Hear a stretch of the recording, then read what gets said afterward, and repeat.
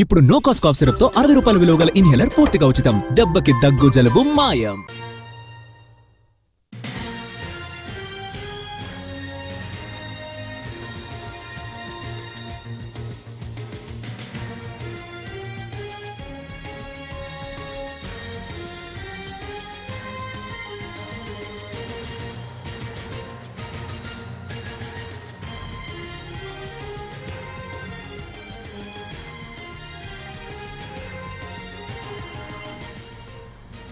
పాతబస్తీలో anaesthesia ఔషధాల విక్రయాలకు అడ్డుకట్ట వేసే పనిలో పడింది డ్రగ్ కంట్రోల్ బ్యూరో. మత్తు కోసం వినియోగించే ఔషధాలు పక్కదారి పడుతున్న తీరుపై ఎన్టీవీ చేపట్టిన స్పై ఆపరేషన్ తో డ్రగ్ కంట్రోల్ బ్యూరో చర్యలు చేపట్టింది. ఇటీవల మత్తు కోసం ఎనస్థీషియా ఔషధాన్ని అధిక మోతాదులో తీసుకొని 3 యువకులు మృతి చెందారు.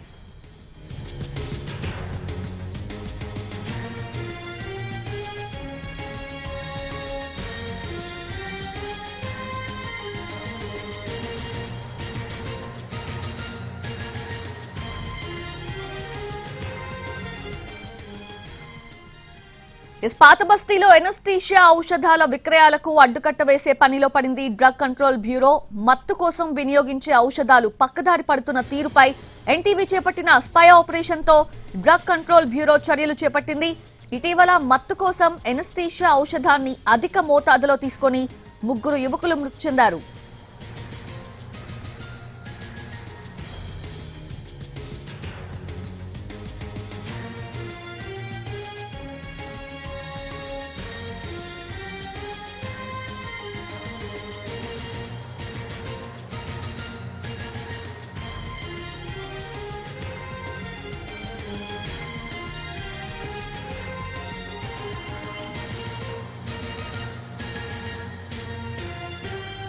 ఎన్టీవీ స్పై ఆపరేషన్ తో డ్రగ్ కంట్రోల్ బ్యూరో స్పందించింది. పాతబస్తీలో ఎనస్థీషియా ఔషధాల విక్రయాలకు అడ్డుకట్ట వేసే పనిలో పడింది డ్రగ్ కంట్రోల్ బ్యూరో. మత్తు కోసం వినియోగించే ఔషధాలు పక్కదారి పడుతున్న తీరుపై ఎన్టీవీ చేపట్టిన స్పై ఆపరేషన్ తో డ్రగ్ కంట్రోల్ బ్యూరో చర్యలు చేపట్టింది. ఇటీవల మత్తు కోసం ఎనస్థీషియా ఔషధాన్ని అధిక మోతాదులో తీసుకొని 3 యువకులు మృతి చెందారు.